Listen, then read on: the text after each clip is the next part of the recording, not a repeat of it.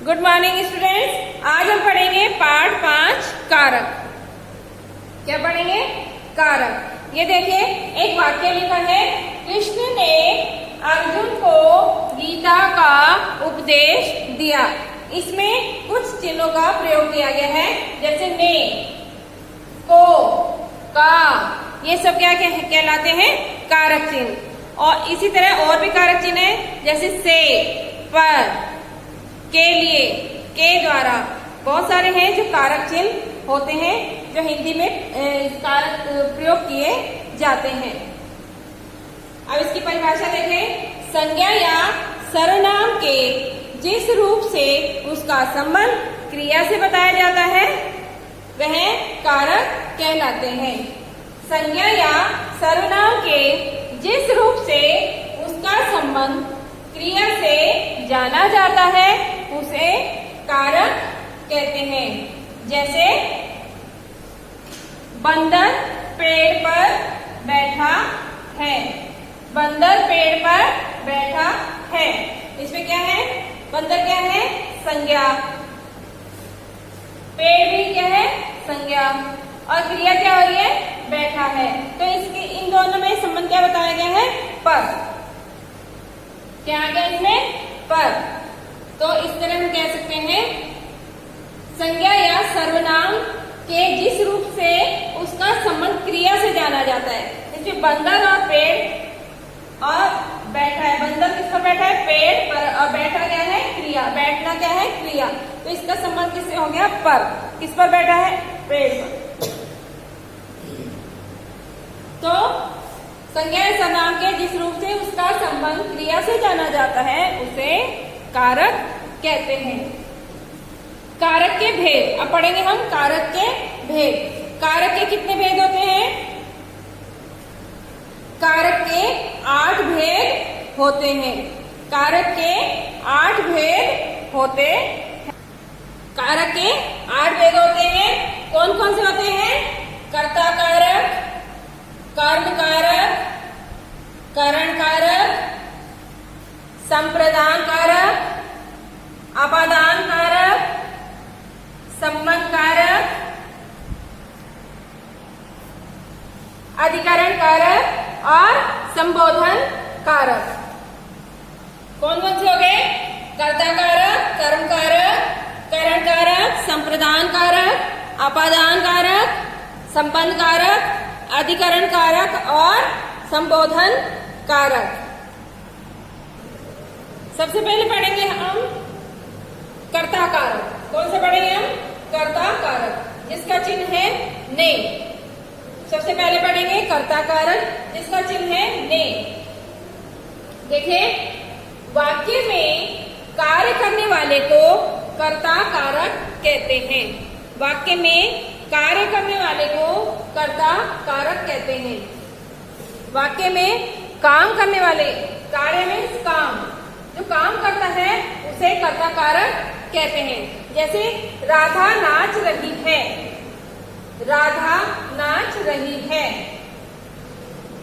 तो इसमें काम कौन कर रहा है? राधा। ठीक है, तो कारक क्या हो गया? राधा। वाक्य में कार्य करने वाले को कर्ता कारक कहते हैं। राधा द्वारा नाचने का काम किया जा रहा है, तो कर्ता कौन है इसमें? राधा। मोहन ने गीत गाया। क्या ये? मोहन ने गीत गाया। किसके द्वारा गीत गाया जा रहा है? मोहन। और इसमें कर्ता का चिन्ह आ गया ने। मोहन ने गीत गाया। तो अब हम पढ़ेंगे सेकंड नंबर पे कर्म कारक। क्या पढ़ेंगे हम? कर्म कारक। जिस पर क्रिया का सीधा प्रभाव पड़ता है उसे कर्म कारक कहते हैं। जिस पर क्रिया का सीधा प्रभाव पड़ता है उसे कर्म कारक कहते हैं। जैसे माता चाय बना रही है। माता चाय बना रही है। राम ने रावण को मारा। अब हम पढ़ रहे हैं कर्म कारक। कर्म कारक का चिन्ह है को। जिस पर क्रिया का सीधा प्रभाव पड़ता है उसे कर्म कारक कहते हैं। माता चाय बना रही हैं। इसमें क्रिया का सीधा प्रभाव पड़ रहा है। माता द्वारा क्या काम हो रहा है? चाय बनाने का काम हो रहा है। और सेकंड नंबर वाले वाक्य में क्या है? राम ने रावण को मारा। इसमें कर्म कारक के चिन्ह का प्रयोग किया गया। राम ने रावण को मारा। राम द्वारा किसका वध किया गया? किसको मारा गया है? रावण को मारा गया। अब हम कौन सा कारक पढ़ेंगे? थर्ड नंबर का करण कारक। कौन सा पढ़ेंगे हम? करण कारक। करण कारक का चिन्ह है से। करण कारक का चिन्ह कौन सा है? से। देखिए, कर्ता जिस साधन से कार्य करता है उसे करण कारक कहते हैं। कर्ता जिस साधन से कार्य करता है, जिस साधन से काम करता है, उसे करण कारक कहते हैं। जैसे महेश कलम से लिखता है। महेश कलम से लिखता है। कर्ता कौन है? महेश। किससे लिख रहा है? कौन सा साधन उसके हाथ में? कलम। कलम से।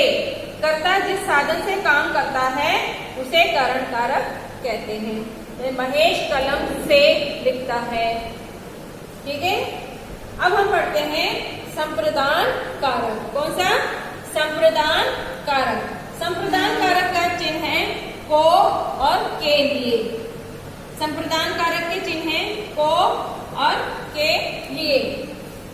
जिसके लिए कोई काम किया जाता है उसे संप्रदान कारक कहते हैं। जिसके लिए कोई काम किया जाता है उसे संप्रदान कारक कहते हैं। जैसे डॉक्टर ने मरीज को दवा दी।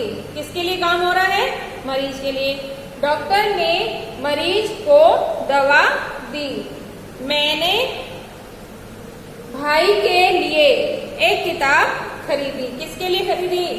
भाई के लिए। और डॉक्टर ने किसको दवा दी? मरीज को। मैंने भाई के लिए एक किताब खरीदी। किसके लिए? भाई के लिए। तो इसमें आ गया जिसके लिए कोई काम किया जाता है वह संप्रदान कारक कहलाता है, उसे संप्रदान कारक कहते हैं। अब हम पढ़ते हैं फिफ्थ नंबर पे अपादान कारक। कौन सा पढ़ेंगे? अपादान कारक। अपादान कारक का चिन्ह है से। अपादान कारक का चिन्ह है से। जिससे कोई वस्तु अलग होती है उसे अपादान कारक कहते हैं। जिससे कोई वस्तु अलग होती है उसे अपादान कारक कहते हैं। जैसे पेड़ से पत्ते गिरते हैं। कहाँ से गिर रहे हैं? पेड़ से। पेड़ से अलग हो रहे हैं, पत्ते गिर रहे हैं। पेड़ से पत्ते गिरते हैं तो ये अपादान कारक में आएगा। गंगा हिमालय से निकलती है। अपादान कारक का चिन्ह है से। तो इस दोनों वाक्य में क्या आ गया? से। पेड़ से पत्ते गिरते हैं, गंगा हिमालय से निकलती है। अब हम पढ़ते हैं संबंध कारक। कौन सा पढ़ेंगे? संबंध कारक। संबंध कारक क्या होता है? इसके चिन्ह कौन से? संबंध कारक के का, की, के, रा, री, रे, ना, नी, ने। ये सब किसके चिन्ह हैं? संबंध कारक के। का, की, के, रा, री, रे, ना, नी, ने। अब देखिए, दो शब्दों में संबंध का बोध कराने वाले शब्दों को संबंध कारक कहते हैं। दो शब्दों में संबंध का बोध कराने वाले शब्दों को संबंध कारक कहते हैं। दो शब्दों में संबंध बताना संबंध कारक में आता है। जैसे यह मेरा स्कूल है। यह मेरा स्कूल है। वह भोला की गाय है। इसमें मेरा, स्कूल, दोनों का संबंध बता रहा है। यह स्कूल, यह स्कूल, दोनों में संबंध क्या हुआ? मेरा। यह मेरा स्कूल है, वह भोला की गाय है।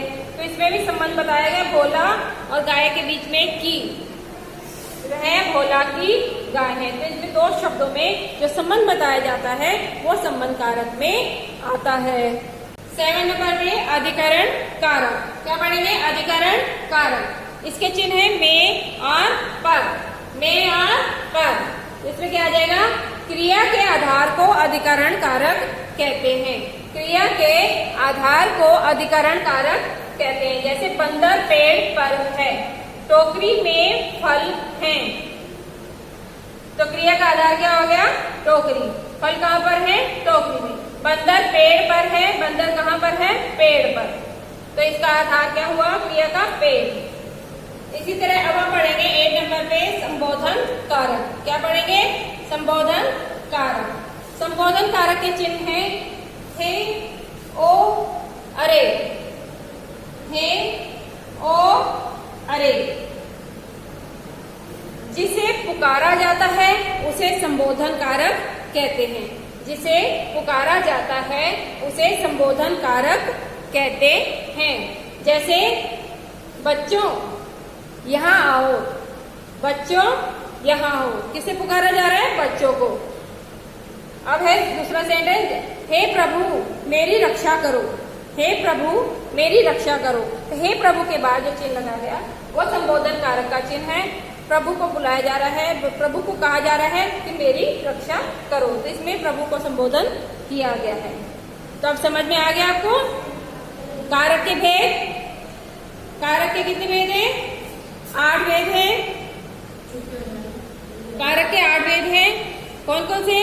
कर्ता कारक, कर्म कारक, करण कारक और संप्रदान कारक, अपादान कारक, संबंध कारक, अधिकरण कारक और संबोधन कारक। ये कारक के 8 भेद हैं। अब समझ में आ गया आपको चैप्टर? इसे याद करना है।